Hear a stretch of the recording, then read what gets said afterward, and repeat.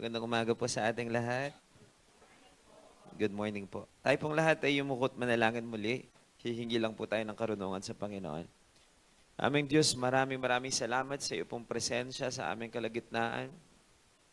Kinikilala po namin na kami po ay nakapunta lamang dito dahil sa inyong kagandahang loob at biyaya. Maraming salamat sa oportunidad na makapagpahayag kami ng aming damdamin sa pamamagitan ng aming pagpupuri at pagsamba at sa pamamagitan ng aming pong mga pananalangin. Pero marami rin salamat at nasa pagkakataon kami na malaya din kaming makapakinig ng iyong mga salita. Mapag-aralan namin kung ano po ang sinasabi ng iyong banal na salita. Malaman namin ang kalooban ninyo. At dalangin namin pagkalooban mo kami ng kakayahang maisagawa ito sa aming pong buhay. Dalangin namin ang karunungan galing sa inyo. Ikaw po ang aming pangunahing tagapagturo.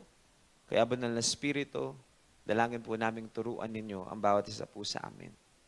Upang sa gayon, malubos po ang iyong kagalakan nang makita po kaming isinasagawa namin ang lahat ng ito sa aming pong buhay. Salamat po, Panginoon, at ikaw po, Panginoon, ang siyang magpapaunawa sa amin kung ano ang nais po ninyo sa aming pong buhay. Ikaw ang malwalhati at mapurihan. Ito ang aming dalangin sa pangalan ng aming Panginoong Yesus. Amen at amen. Ngayon pong umagang ito, habang po ako'y nananalangin for the message of the Lord for us this morning, kukonekta ko po ito doon sa, somehow connected doon po sa mensahe ng Panginoon sa atin last week sa pamamagitan po ni Pastor Henny. I want to, open again yung dalawang talata na nabuksan po at nabanggit na last week. Let's open Psalms 1, verses 1, 2, and 3. Diyan po ako magsisimula. Psalms 1, verses 1, 2, and 3. It talks about yung pong mga taong inihalin tulad ng salita ng Panginoon sa isang puno na nakatanim sa batisan. Psalms 1, verse 1. Ang nakasulat po dyan, verse 1 and 2. And next slide will be verse 3. Pero basahin po muna natin yung verse 1 and 2.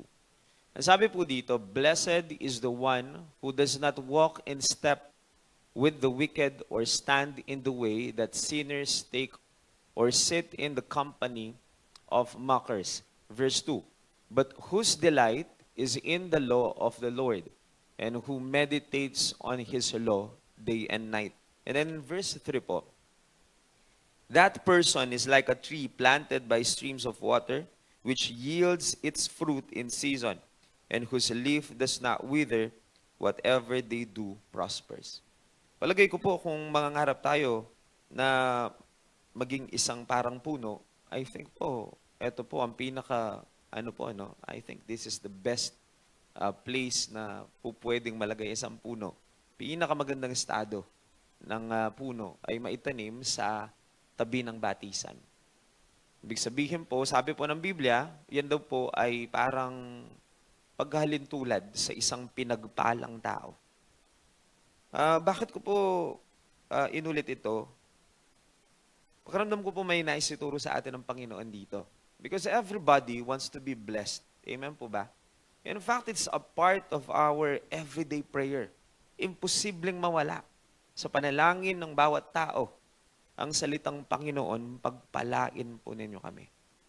Lagi po nating binabanggit yan. And I believe po, it's not just once a day. If you are praying multiple times a day, ilang beses po nating ipinapanalangin yan.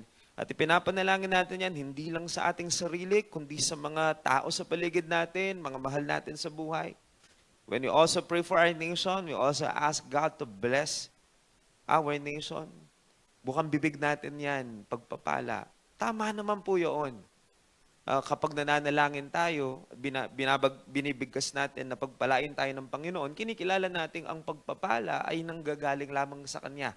Which is yun talaga ang katotohanan.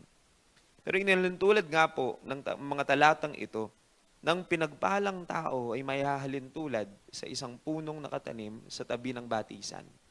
Ang sabi po dito, namumunga daw po ito in season, and whose leaf does not wither.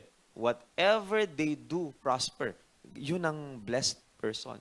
Whatever they do, prospers. Hindi po dahil sa sarili nating kakayahan o sa talento o sa anumang meron tayo. Tandaan natin, bunga yan ng pagpapala at ang pagpapala ay galing sa Diyos. Huwag po dapat tayong malito tungkol doon, mga kapatid.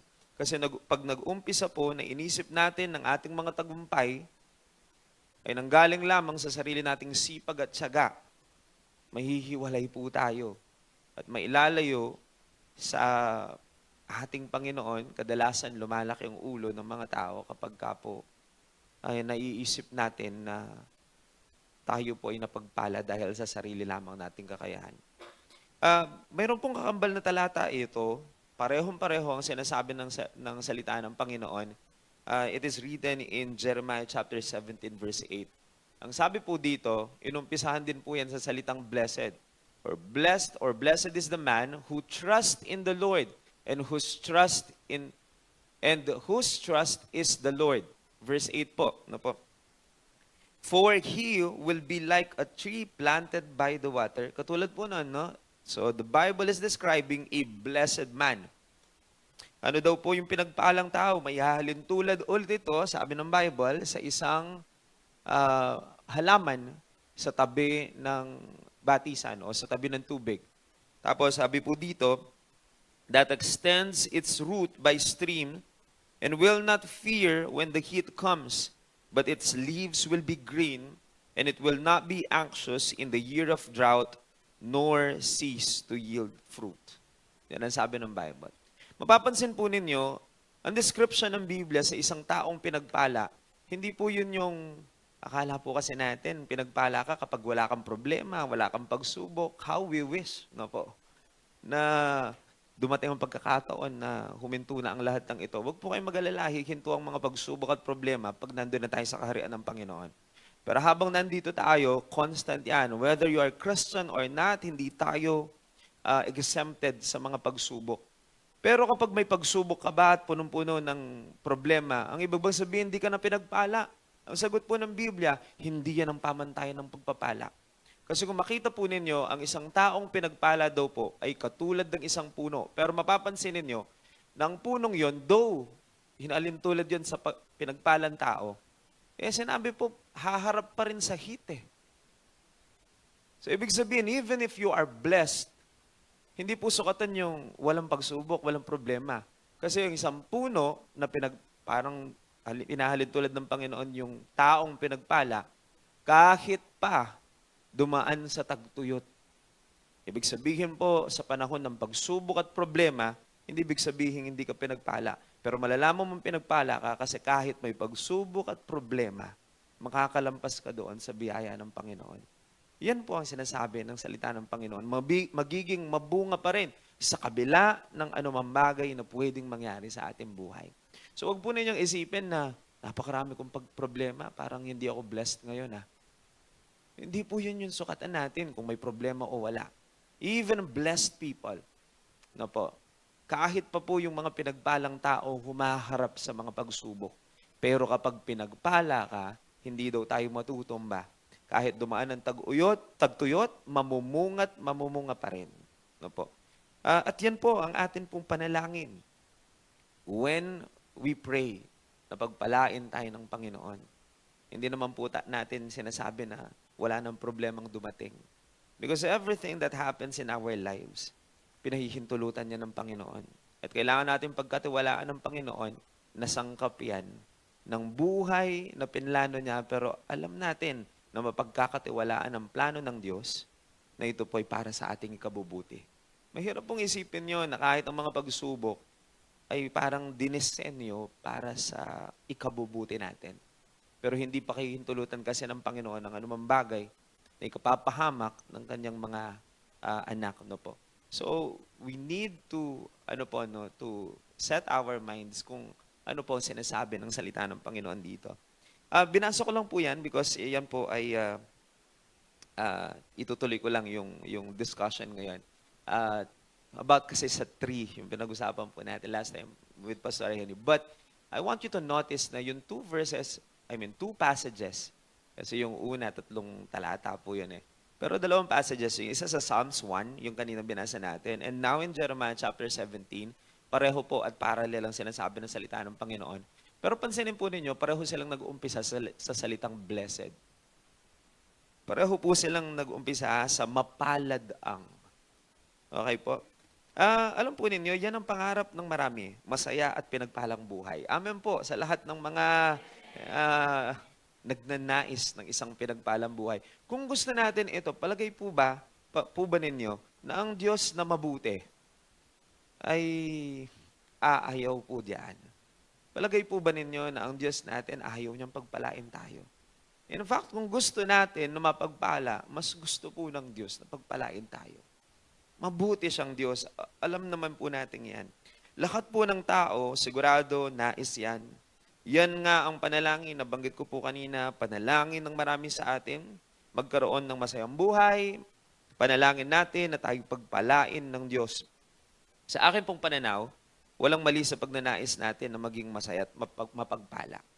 Pero, we must make sure that what we are longing or what we are praying, yung word na blessed, dapat po sigurado tayo that we are praying for a biblical blessing. Kasi po, ang blessing, iba na ngayon ang meaning niya sa mundo.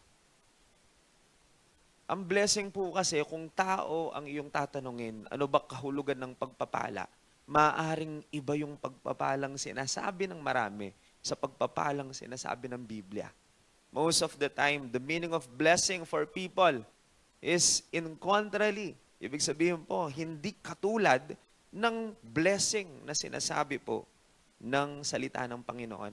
Ang kaaway po, sinira niya yung kahulugan ng blessing sa mata ng mga tao.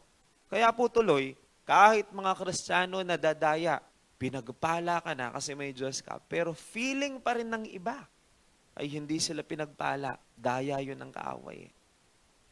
Kaya wag po tayong padaya at kailangan malaman natin ano ba talaga kahulugan ng pinagpala.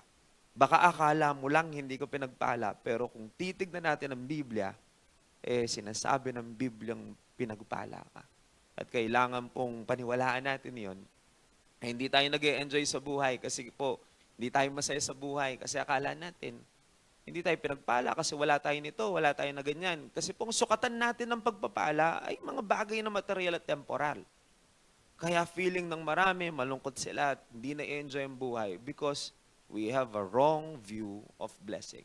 Kaya ang panalangin ko po ay palitan ng Panginoon yung ating pangunawa sa salitang pinagpala. Pinagpala ba tayo?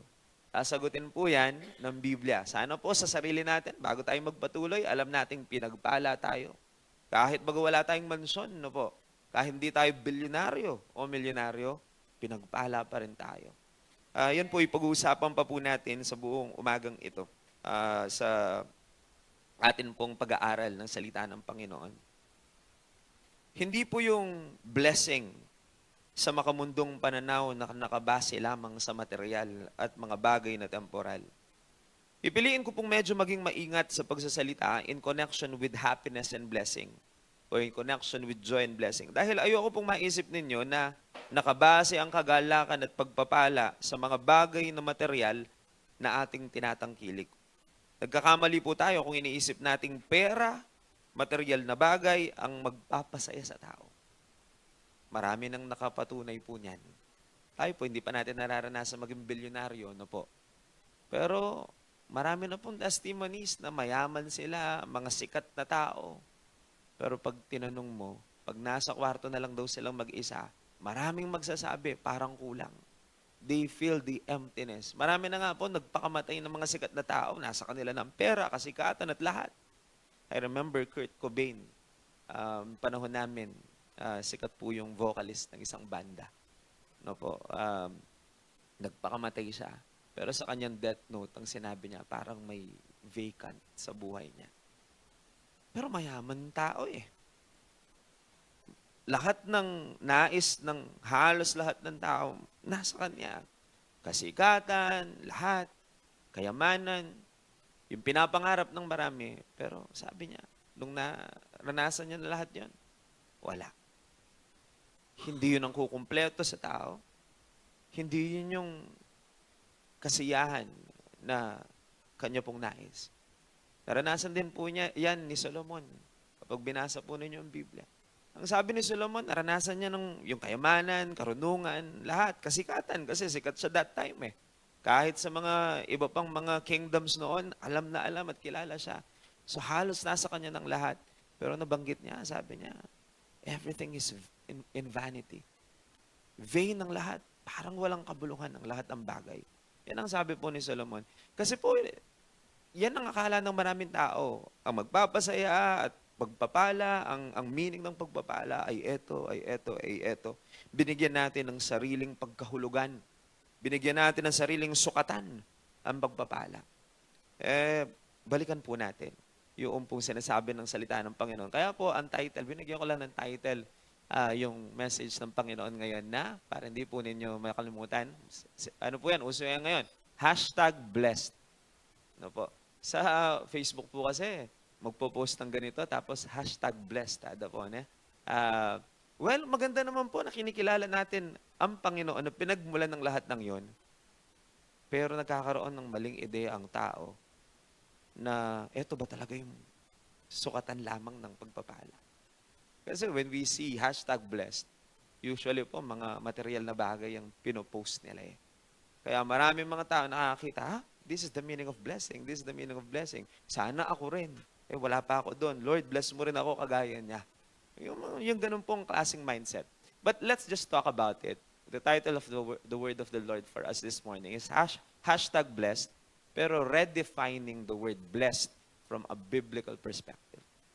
Tatama lang po natin ng konti. Mga kapatid, don't get me wrong. Maaring parte ng pagpapala ng Diyos ang pagkakaloob ng Diyos ng ating mga material na pangangailangan. Parte yun ng pagpapala, pero hindi yun yung kabuang kahulugan ng pagpapala. Pag sinabing pagpapala, tama po yan. Yung mga bagay na meron tayo, blessing din ni Lord yan. But it's just one part. Isang bahagi ng tinatawag nating pagpapala. Hindi po yun yung kabuuan nito. No po. Hukayin po natin ng mas malalim ng konti pa po yan. Mali po kung iisipin natin na ito lamang ang basihan upang tawagin tayong pinagpala. Nalala ko po ang Panginoong Jesus nung siya po ay nasa ministeryo na in that 3 years plus na kanya pong ministeryo. Nalala ko po merong isang account na may mga tao na nagsabi na we will follow you. Parang sinabihan sila ng Panginoon na parang sigurado ba kayo? Tapos isa sa mga binanggit niya, naalala ko sinabi ng Panginoong Jesus, yung ibon may pugad. Yung mga asong gubat may lungga.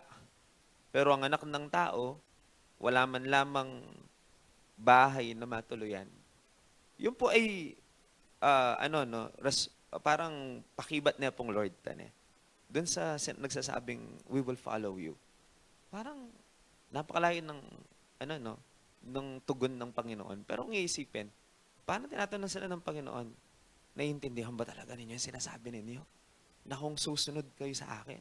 Kasi po baka akala po ng mga tao na kapag susunod sila, wala nang magiging problema. It will be all, parang ihiga sila o lalakad sa petals, yung mga ganon.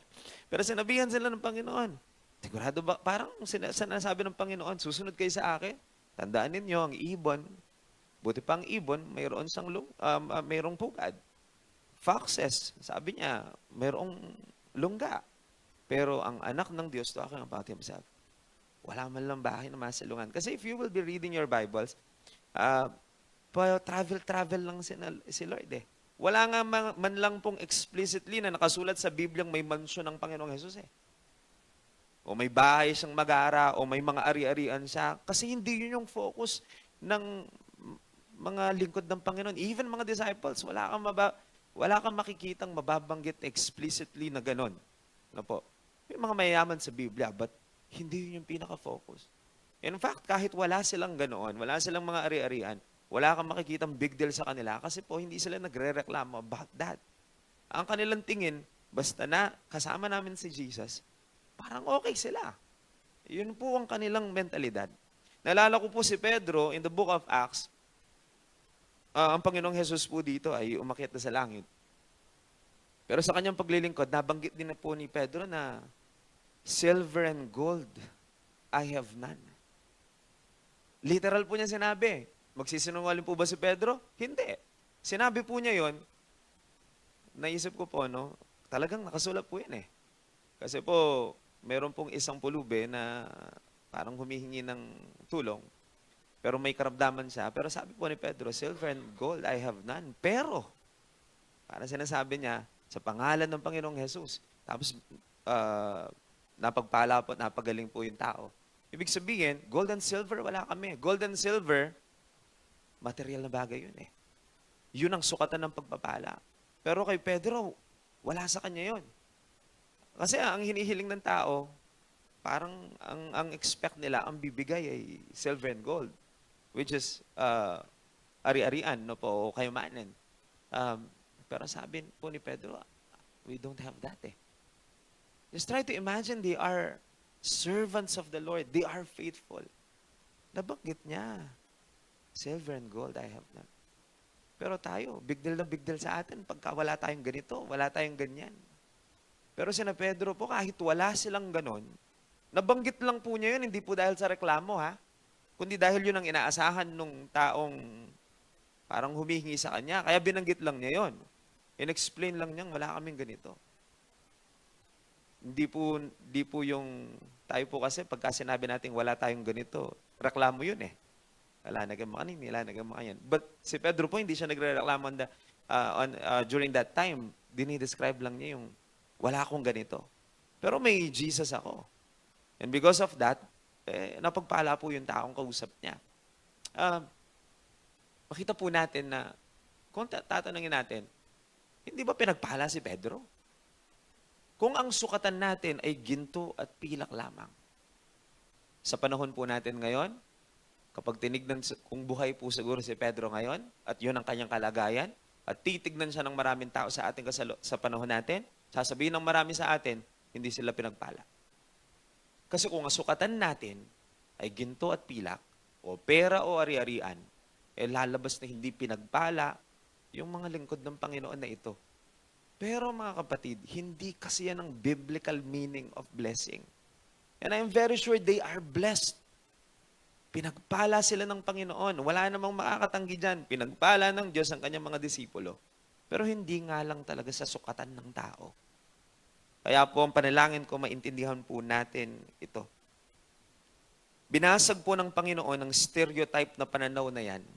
Yung pananaw ng marami patungkol sa salitang pagpapala, binasag ng Panginoon yan sa kanyang pagtuturo na nakasulat sa Matthew chapter 5. And we all know that particular passage, no po. Matthew chapter 5, basahin natin ng mabilisan lang po, no.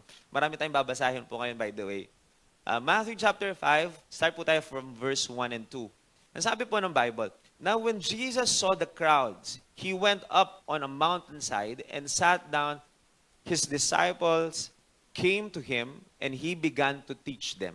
Ito daw po ang tinuro ng Panginoon. Parang ang Panginoon, umupo siya, tapos nag-preach siya. Parang ganun ang dating po niya. Nagturo siya. At ito po ang turo ng Panginoon. In verse 3, Jesus said, blessed are the poor in spirit, for theirs is the kingdom of heaven. Blessed are those who mourn, for they will be comforted. That's verse 4. Then verse 5, blessed are the meek, for they will inherit the earth. Blessed are those who hunger and thirst for righteousness, for they will be filled. Verse 7, blessed are the merciful, for they will be shown mercy.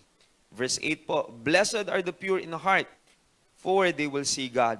Verse 9, blessed are the peacemakers, for they will be called children of God. Verse 10 and 11, blessed are those who are persecuted because of righteousness, for theirs is the kingdom of heaven. Verse 11, blessed are you when people insult you, persecute you, and falsely say all things or all kinds of evil against you because of me. Verse 12, rejoice and be glad, because great is your reward in heaven, for in the same way they persecuted the prophets who were before you. Pansinin po ninyo, ang lahat ng halos talatang yan, ay sinabi ng Panginoon, pinagpalang man ganito, pinagpalang ganyan. Bakit dinidikdik at dinidiin ng Panginoon that time na pinagpala to, pinagpala to, pinagpala to? Kasi even that time, naniniwala po ako, nagkaroon na rin sila ng maling pananaw patungkol sa pagpapala. Kaya tinutuwid ng Panginoon. Para ba sinasabi ng Panginoong Jesus na, ito ang tunay na kahulugan ng pagpapala. Ito yung mga pinagpala. Makakita po ba kayo dyan na pinagpala ang mayaman, pinagpala ang may magagarang bahay, mga po, pinagpala ang may mga sasakyan. Wala kang makikita dyan. Bagkus po, ang sinabi ng Panginoon, pakinggan po ninyo, pinagpala yung mga those who mourn. Alam po ninyo yung nagmo-mourn. Mourn po is tumatangis. Pinagpala yung mga gutom, a hunger and thirst for righteousness. Pinagpala yung mga peacemaker. Yun lang po yung mga sinabi po dyan. Pero wala tayong makikita na kahulugan ng pagpapala na parang kasing kahulugan ng panahon natin ngayon. Ibang-iba siya.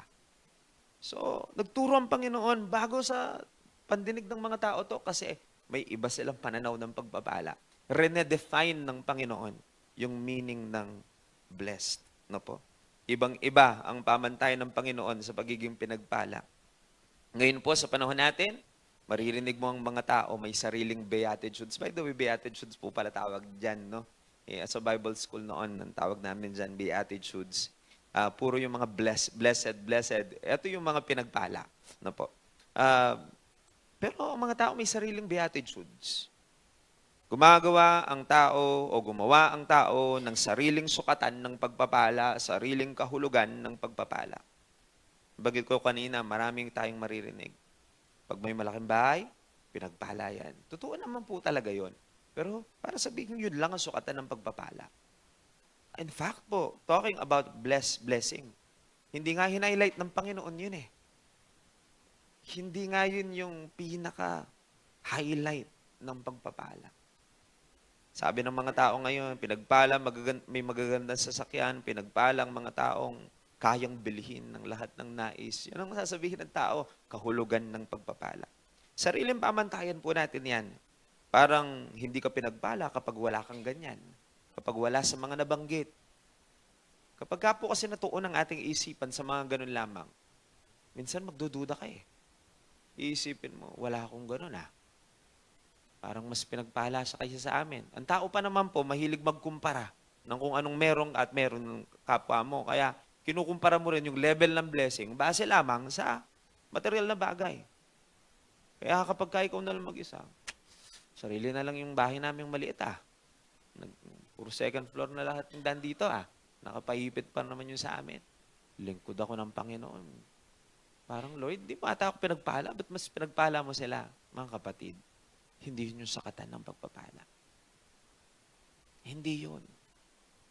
Hindi ko mo po, eto ang bahay mo, eto yung... Hindi ko mo ganun. Eto lang meron tayo. Pilang lang mo po itang... Pimumumu itang ating ka. Mga kapatid, yun palang may Diyos tayo sa buhay. Yan ang pinakamalaking pagpapala. Naalala po ninyo yung pinag-usapan natin dati. Na kailangan, alam natin, na ang pinakakayamanan natin ay ang Diyos. Kapag binasa po ninyo yung buong Beatitudes, wala kang makikitang puro material eh. Pero yung pinaka-conclusion niya ganito, verse 12, rejoice and be glad. Kahit paano ang meron ka, magalak tayo, be glad. Bakit daw po? Because great is your reward in heaven. Alam po ninyo, kapag malungkot kayo at naiisip ninyong hindi kayo pinagpala, isipin ninyo ang langit kasi balang araw pupunta ka doon, yun ang mga tunay na pinagpala. Hindi ka po ba pinagpala na paimpyerno tayo, pero dahil po inialay ng Panginoon ng kanyang buhay, ay nagkaroon tayo ng karapatan na makatira po doon at maging kabahagi ng kanya pong kaharian. Makapasok sa kanyang kaharian. Hindi po ba pinagpala yun, mga kapatid? Mas pipiliin ko na yun. Because we will be talking about eternity there eh. Dito po, titira ka sa mansyon, yung kapitbahay mong walang Diyos. Oh. Titira sa mansyon, sabihin na natin pong mga ilang taong ba ang tao ngayon? 75?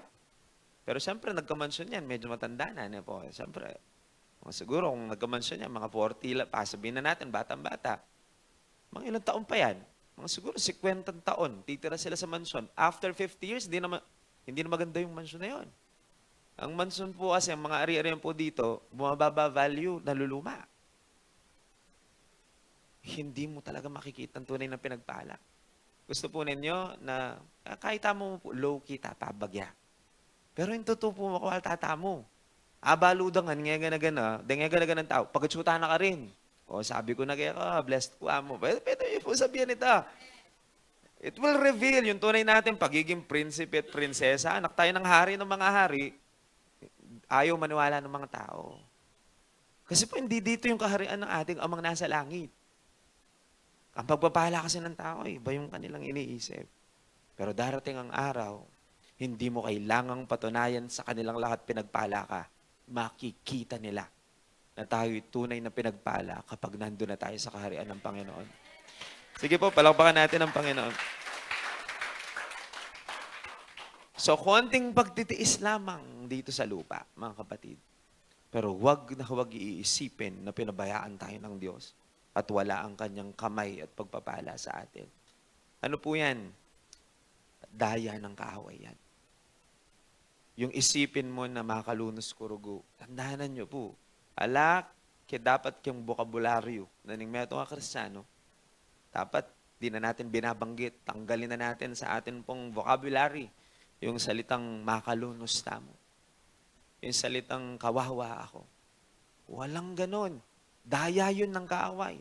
Ang nagsasabing kawawa ka, kaaway po yan, mga kapatid. Number 1, sinungaling ang kaaway natin. Yan ang sabi ng Biblia. Papapaniwalain ka niya sa isang bagay na hindi naman totoo. Kaya hindi mo may enjoy ngayon tuloy ang buhay. Pero mga kapatid, panalangin ko po, ma-appreciate natin kung ano meron tayo. Kapag meron tayong Diyos, nasa sa atin na po ang lahat ng bagay. Minsan po, yung mga tao ganyan, no? Kaya pag hindi tayo naging maingat, baka mapaniwala rin kayo ng pagpapala lamang ay nasusukat sa material. Ayaw natin yan. Ayaw natin ma-focus ang ating mata sa material lamang at mga temporal. Pagka nagkaroon tayo, salamat sa Diyos at nagkaroon tayo. Kung hindi man, salamat sa Diyos at hindi niya tayo pababayaan, mga kapatid. Kapag kailangan natin ang pangako ng Diyos, ibibigay niya. Hindi naman magkukulang ang Panginoon. Minsan talagang hinahanap lang natin yung mga bagay na gusto lang natin at hindi natin kailangan. At yun ang sinasabi nating sukatan ng pagpapala po ng Diyos. Minsan po, kahit yung mga ibang tao, mapapansin mo, minsan kahit alam nila na galing sa masama yung material na bagay. Tapos magpo-post sa FB yan, thank you Lord. Blessed. Yung hindi po lahat ng material na bagay na nagkaroon ka is blessing po siguro sa pananaw ng tao. But kung Biblia pag-usapan at sa bokabularyo ng langit, hindi blessing yung mga ganun. Sometimes iba iapuking galing sa nakaw, sa korupsyon, sa sugal. Tapos ipopost pa yan, ipa-flex pa yan. Thank you Lord, may bago sasakyan. Tapos biglang puputok. Ano pala? Corrupt pala, no? Galing pala sa ano? Kita po ninyo, ang tao, iba talaga yung pananaw niya tungkol sa blessing. Pero tayo po, iba po, hindi po ganoon ang ating pananaw patungkol sa blessing. Nais ko po kayong dalhin. By the way po, lahat ng binasa natin ay sinasabi ko lang po na ang tinuturo ng Panginoon ngayon sa atin, ngayong umaga, ay hindi lamang nakasulat sa isang passage lang sa Biblia. Napakaraming talata. Mula sa Old Testament hanggang New Testament ang nagsasabi nito. Pero hayaan po ninyo na, because Matthew is in the New Testament, bumalik po ako sa aklat po ng awit. At dito po tayo magfo-focus po muna. Dalhin ko po kayo sa Psalms 128. Ika-128 awit. 6 na talata lang po yan eh. Basahin na po natin. Kasi po nag-umpisa rin ang awit na yan sa salitang blessed or blessed. So it's in connection with what we are studying. Verse 1 po, ang sabi ng awit na ito. Blessed is everyone who fears the Lord, who walks in His ways. Mali po ata pagkabasa ko, may exclamation point eh. Madiin po yun, no? Imagine na lang po ninyo. Pasensya na po kayo, hindi ko character yung, yung pasigaw. But of course, exclamation point, it means it's full of emotion. Pinagpala ang lahat ng taong may takot sa Diyos at lumalakad sa kanyang ways, panuntunan o lumalakad sa kanya pong direction o sa kanyang daraanan. Inilatag niyang daraanan. Sumusunod sa kanyang mga panukala. Yan po ang sabi ng verse 1. Verse 2, you shall eat. By the way, ang verse 2, ang premise niyan yung blessed na tao. So, kapag pinagpala po tayo, verse 2, you shall eat the fruit of the labor of your hands. Sansa na po, medyo di ko nababasa yun. Nandun eh. You shall be blessed and it shall be well with you. That's verse 2. Verse 3. Sige po. Your wife will be like a fruitful vine within your house. Your children will be like olive shoots around your table. Verse 4. Behold, thus shall the man, hindi pa po ako tapos. Pasensya na. Huwag mo nang excited, Rio. Sandali lang. Mabagal yung basa ko. Thank you. Biro lang po para magising kayo. Behold, thus shall the man be blessed. Ayan, tama. Be blessed who fears the Lord. And then verse 5 and 6, the Lord bless you from Zion. May you see the prosperity of Jerusalem all the days of your life. May you see your children's children. Peace be upon Israel. That's the whole song. Tandaan po ninyo, awit yan. Yan ang kabuuan ng awit. Pwede po natin tignan ang buong awit na ito sa tatlong bahagi. Pwede nating hatiin in 3 parts. No po. Yung una po, sinasagot ng awit na ito ang tanong na, sino ba ang pinagpala? Makikita po natin yan. Pangalawa po, inilalahad ng awit na ito ang mga ilang halimbawa ng pagpapala ng Diyos. At pangatlo po, mababasa natin sa bandang huli, ang isang panalangin para patuloy na pagpalain ng Diyos. Tatlo po yun. Sinasagot nito, sino ba pinagpala? Sinasagot po yan, verse 1 and verse 2. Verse 1 and verse 2, first part. Tapos po, pangalawa, nagbigay ang psalm na to ng mga halimbawa, ilang halimbawa ng pagpapala ng Panginoon. At pangatlo, mababasa natin sa pinakadulo ng awit, ay parang benediction yon, parang panalangin na lalo pang pagpalain. Yun po yung tatlo.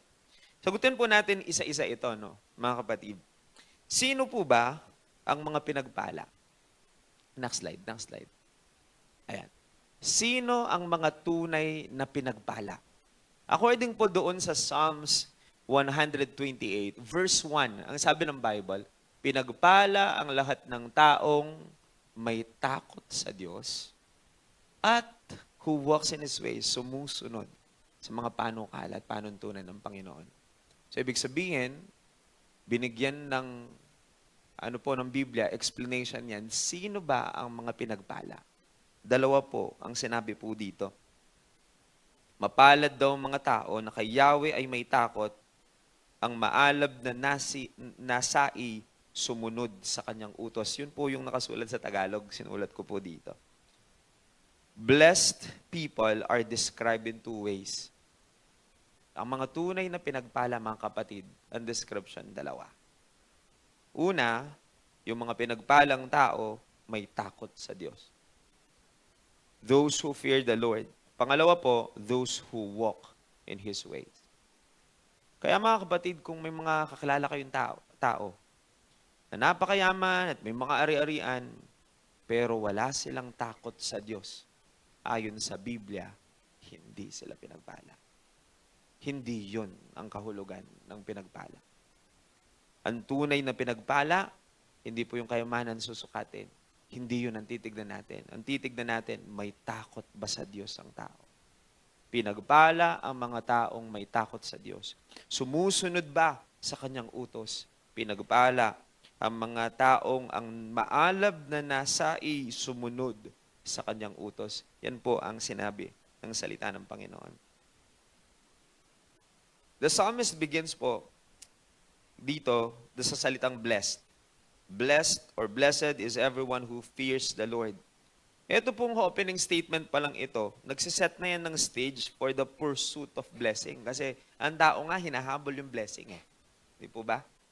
Pero dapat po alam na natin ngayon to, kapag hinabol ng hinabol ng hinabol mo ang blessing, mapapagod ka lang. Tapos pag nakuha mo na, hindi pala yun ang magpapasaya sa'yo. Just try to imagine. Habol ka ng habol, ng habol, ng habol. Tapos bandang huli ng buhay mo, nahabol mo nga yung hinahabol mo. Pero nasayang ang buong buhay sa kahahabol ng pagpapala. Tapos pag hawak mo na at meron ka na, hindi pala yun makakapag-satisfy sa'yo. Hindi po ba tragedy yun ng buhay? Hindi po ba kawawa yung taong ganon? Kasi po mga kapatid, hindi po dapat pagpapala hinahabol natin. Yung pinagmumulan dapat ng pagpapala ang hinahabol natin. It's not the money, it's not the material things. It's not the blessing itself. But yung Diyos na pinagmumulan nito. Sabi nga po ng Bible, unahin mo muna siya, sapagkat siyang pinagmumulan ng lahat ng bagay. At lahat ng bagay, idaragdag sa'yo. Yung daragdag, we call that blessing. Pero idaragdag lang yun eh. Ang talagang kayamanan natin at dapat nasain ng ating puso ay Diyos. Ang Diyos mismo ang dapat po nating i-pursue. Ang dapat po nating pangunahing nasain ay ang Panginoon mismo. Kasi po kung ang Panginoon ang siyang pangunahing kayamanan mo, may kahit mawala ang lahat ng bagay. Hindi mo kailanman ipagpapalit ang Diyos kung siya talaga ang pangunahing kayamanan mo. If we will just see the value of God, sabi ko nga po lagi, malalaman nating malayo siya sa value ng mga vina-value ng mga tao ngayon. Kaya po, sabi po ng psalmist, the fear of the Lord, yung takot sa Diyos. At saka yung pagsunod sa kanyang utos, yan po daw yung mga taong pinagpala. Sabi nga po ni Solomon in Proverbs chapter 23 verse 17, hindi ko na po naisulat dyan. Sabi po ni Solomon, Haring Solomon, do not let your heart envy sinners. Huwag ninyong hayaan ng iyong puso kainggitan yung mga makasalanan. Sabi po ni Haring Solomon, by all his wisdom na nanggaling sa Panginoon. Sabi po ni Haring Solomon, do not let your heart envy sinners, but be zealous for the fear of the Lord. Yan sabi po ng Bible. Be zealous for the fear of the Lord all the day. Huwag daw natin kainggitan yung mga makasalanan. Pero maging zealous tayo sa takot sa Panginoon. That's Proverbs 23 verse 17. By the way, if you are writing po. Sabi po ng Bible, bukod po doon sa fear of the Lord, of course po, pag may takot sa Panginoon, susunod ka sa kanyang utos. Kasi po, kung sasabihin mo lang may takot ako kay Lord, pero tignan mo ang buhay, hindi naman sumusunod sa utos ng Panginoon, sa bibig mo lang yung takot. Wala ka talagang takot.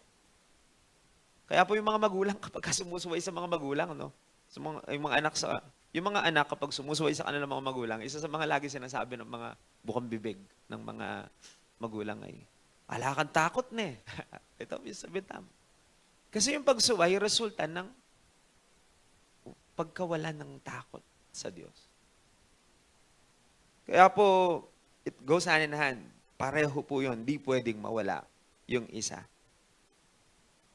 Sabi po ng Bible, who walks in His ways. Walking in His ways po, it means conforming our lives doon sa pagsunod natin sa Panginoon. Walk, it means to live. Mabuhay. Yan ang ibig sabihin. Lumakad. Yung pang-araw-araw nating lakad ay dapat po nakaayon doon po sa direction ng Panginoon at sa kanyang mga utos. Kaya po sabi nga po ng isang psalm din in Psalms 86 verse 11, teach me your way, O Lord. Yun ang sabi po, at napakarami pang psalms na nagsasabi niyan, no? That I may walk in your truth. Yan dapat ang naisin natin. Panginoon, turuan mo kami. Ituro mo ang aming daraanan upang makalakad kami doon. Kasi po kung gusto natin at ipinapanalangin natin na pagpalain tayo ng Panginoon, kailangan nandun din yung panalangin na ituro ng Panginoon yung ating lalakarin. Kasi yung tanging mga taong mapapagpala ay yung mga lumalakad sa direction ng Panginoon, sa ways ng Panginoon. No po? Yung pong writer, in-identify din po yan, identify din po ng writer ng psalm na ito na pinag-usapan natin. Bukod sa kung sino yung tunay na pinagpala, sinagot din po yung, next slide. Yung mga halimbawa ng pagpapala ng Diyos. Pag pinagpala ng Diyos ang isang tao, ano po ba yung mga example, halimbawa ng pagpapala ng Panginoon? In verse 2 pa lamang po, malinaw na yung example. You shall eat the fruit of the labor of your hands. May enjoy mo daw po yung pinagpaguran ng kamay natin. Maraming mga tao, napansin po ninyo, trabaho ng trabaho, pero parang butas ang bulsa. Kasi maraming mga tao, masipag naman, no? Hindi mo naman po matatawaran yung sipag eh. Matyaga naman. Kilala mo naman, masipag, matyaga. Pero bakit parang hirap pa rin? Ito po yung sinasabing labor, ibig sabihin labor is gawa ng gawa, pero hindi mo nakakain yung ginagawa ng kamay. Kasi po mga kapatid, ang success ay hindi lang sa sipag at tiyaga, nasa pagpapala. Kasi kahit masipag ka at matyaga, kung wala pagpapala ng Diyos, hindi mo makakain yung tinrabaho ng iyong kamay. Naku po ninyo, masasayang lang talaga siya. Yan po sinasabi ng salita ng Panginoon po dito. Binigyan po tayo ng example. You shall eat the fruit of the labor of your hands. Tapos you shall be blessed and it shall be well with you. Yan po ang sabi ng salita ng Panginoon. Labor of your hands. We are talking about work, employment. Nais natin pagpalain ng Panginoon yung trabaho natin, di po ba? Matakot ka sa Diyos at sumunod ka sa kanyang utos. Sa ganung paraan, yung kamay mo, lahat ng gawin, pagpapalain ng Panginoon at mai-enjoy mo at makakain yung ginawa ng kamay natin. Yan po ang susi, yung takot sa Diyos at pagsunod sa kanyang mga utos. Yan po yung una, halimbawa ng pagpapala ng Panginoon. Tapos po, you shall be blessed and it shall be well with you. Next verse 3. Your wife will be like a fruitful vine within your house. Your children will be like olive shoots around your table. Yan po yung sinabi ng salita ng Panginoon. Actually po, kapag binasa natin ito, hindi ko na kailangan na-explain pa yan eh. It talks about our family. The Lord will bless our family. Hindi lang naman po yung wife, sa wife yan. Kung lalaki ka, syempre your wife. Pero kung babae ka, syempre ita-take natin yan as our husband. Yung ibinigay ng Panginoon sa atin na katuwang natin. At hindi lang po yung katuwang natin, pagpapalain din ng Panginoon yung mga anak natin. Yan ang sabi po ng salita ng Panginoon. And I think this is our prayer, every day. Included din yan sa atin pong mga panalangin. Yung pong word na fruitful vine at saka olive plant, ginagamit po yan ng Biblia to depict prosperity from God. Yung pong ginagamit yan, yung fruitful vine, olive, yan po yung sabi dito, olive shoots. In other translation, olive plants. Ginagamit po yan para i-describe yung favor and blessing ng Panginoon. Yan po. Kasi po, pag sinabi yung fruitful vine, ayaw naman natin mga anak ng 20, no? Kaya, hindi naman po literal yon. Pero sa Biblia po kasi mga kapatid, pagka ang asawa, walang anak, hindi ka pinagpala. Kasi they also look at it. Children are blessings from the Lord. Psalms 127. Ata yun. Kasi po, ginagamit namin yung pagka may baby dedication eh. Kaya alam namin yon. Ang mga sanggol ay pagpapala at kayamanan, yung ibang translation nga, inheritance from the Lord. Yan ang sabi ng salita ng Panginoon. So para sabihin, your wife will be fruitful, Hindi lang po, it speaks about blessing. A tree na fruitful, blessed yung tree. Tree, di po ba? So yung word na fruitful, palang alam na alam po natin na it signifies favor and blessing of the Lord. Yan po, pamilya po natin. Next, yung pong verse 5 and verse 6, yan po yung panalangin, parang benediction po yan para patuloy na mapagpala. Sabi po ng verse 5, the Lord bless you from Zion. May you see the prosperity of Jerusalem all the days of your life. Pwede natin gawin prayer po yan It's a prayer of blessing. Hindi na hinihingi, pero kiniklaim na natin because it's already written in the Bible. Declaration po yan ng salita ng Panginoon. The Lord will bless you from Zion. May you see the prosperity of Jerusalem all the days of your life. Next, verse 6. May you see your children's children. Peace be upon Israel. Pwede ba pakibalik sa verse 5 muna? Ayan. Mga kapatid, konti lang pong, mabilis lang po na pagpapaliwanag patungkol dyan. Yung first part ng verse 5, ang nakasulat, the Lord bless you from Zion. Yung pong Zion, it represents God's pressing and dwelling place. Kapag ka po kasi nababanggit ang Zion, ang tawag po sa Zion is Mountain of God. At kapag sa Psalms po, may isang awit na nagsasabi na sino ba daw po who is worthy to climb doon sa mountain of God, which is the Zion. Kasi po, Zion represents parang yun yung dwelling place nandun ng Diyos. Yan ang picture niyan ng word na Zion. So si Lord nasa Zion, pero malinaw din naman po na the Lord will bless you from Zion. Pero gusto ko lang pong i-highlight yung salitang the Lord bless you. I want to reiterate the fact ng blessing. Hindi po yung mayor will bless you. The governor will bless you. O kaya po yung mayaman mong kamag-anak will bless you. Hindi po. Sabi ng Bible, it is the Lord who will bless you. Kaya hindi natin pwedeng pagkatiwalaan ng kahit sino. I mean, sinabi ko pong pagtitiwala, yung level ng pagtitiwala sa Diyos. Of course, we need to trust also yung kapwa natin tao in one sense. Pero para ilagak ang ating buong pagtitiwala sa kanila, na bigong-bigo tayo pag hindi po nila tayo binigyan. Yung mga ganon, umiiyak ka because you're expecting. Ang expectations natin, hindi natin nilalagay sa tao. It is the Lord who will bless us. The Lord will bless you. From Zion. Siyempre po, we know na the Lord is in heaven, but He will bless us. It is the Lord who will bless us. Tapos po, may nakasulat po dyan, may you see the prosperity of Jerusalem all the days of your life. Alam po ba ninyo that Jerusalem represents God's people? It's not just you.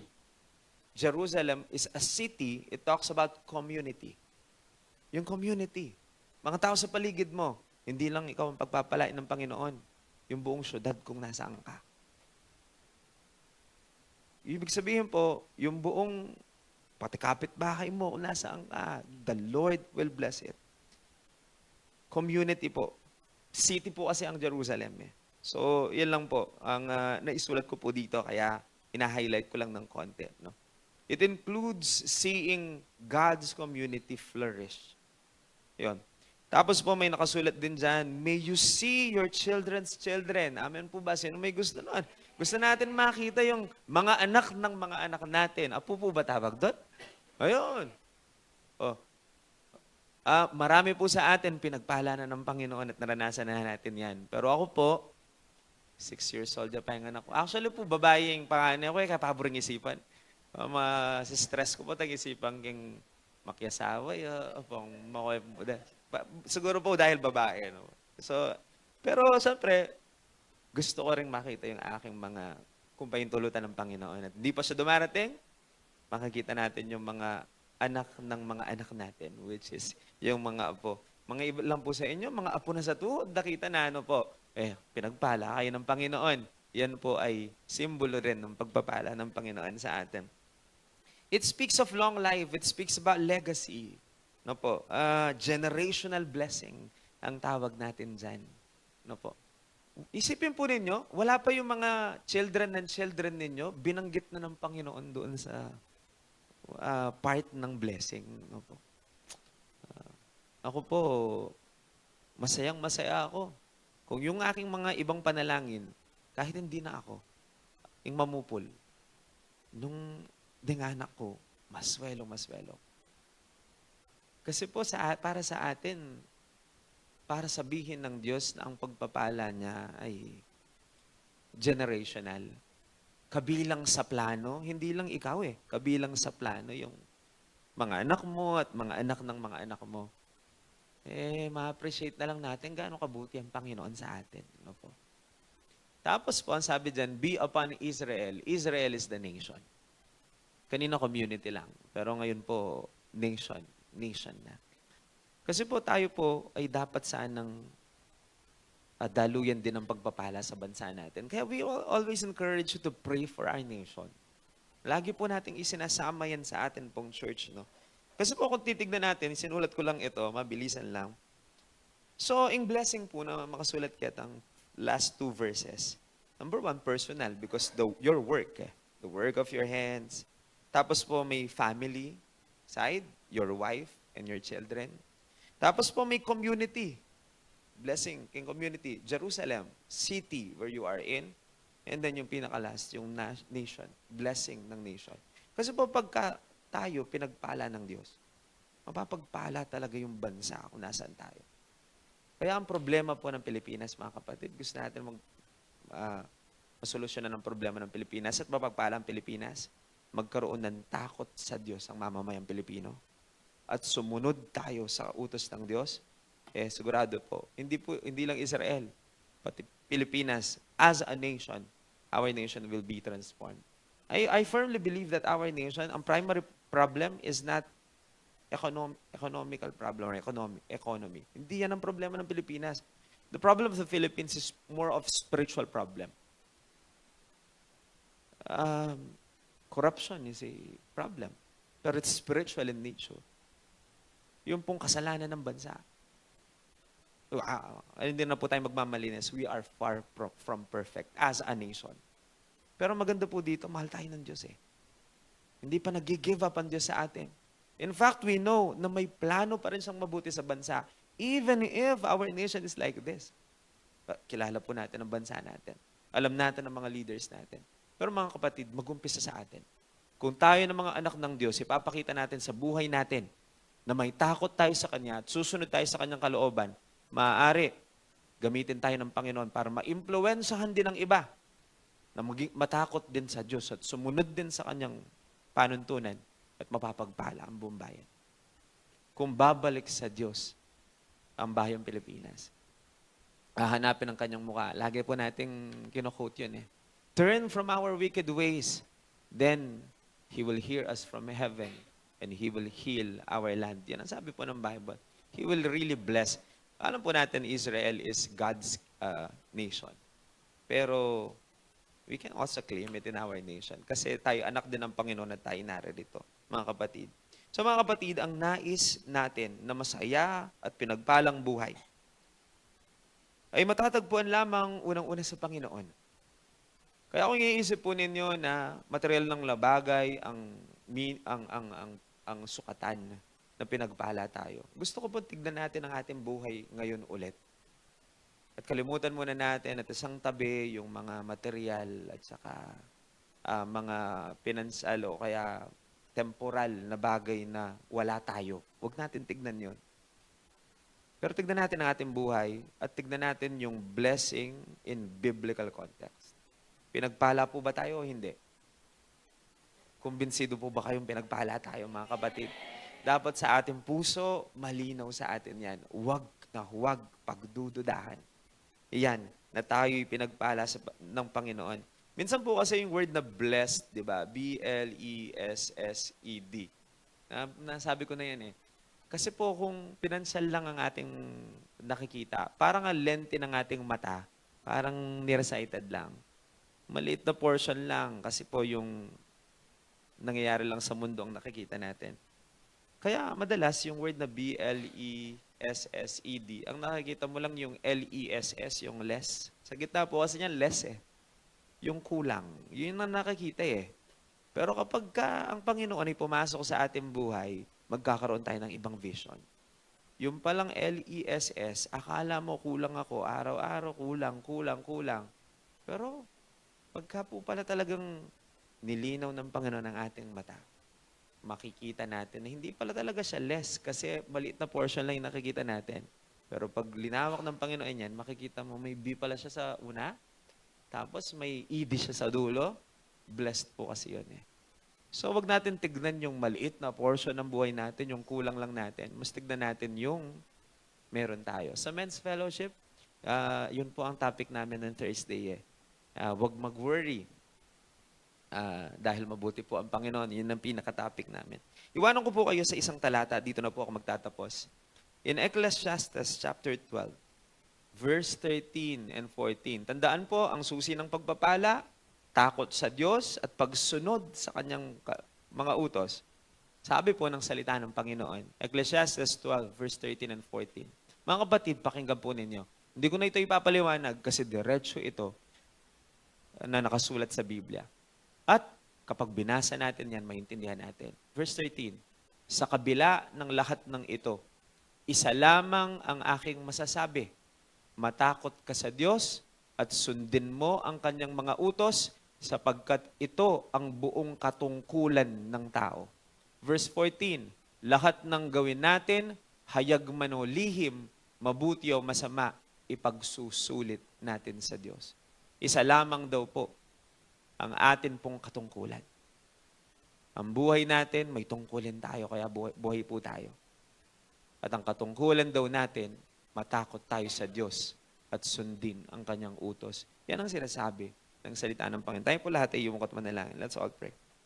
Panginoon, maraming salamat po sa iyong mga salita na nagbibigay buhay sa amin.